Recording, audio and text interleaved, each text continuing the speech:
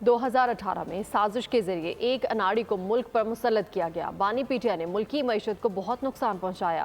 وفاقی وزیر منصوبہ بندی احسن اقبال کا خطاب، کہا کہ بانی پی ٹی آئی نے الزامات کی سیاست کے علاوہ عوام کو کچھ نہیں دیا۔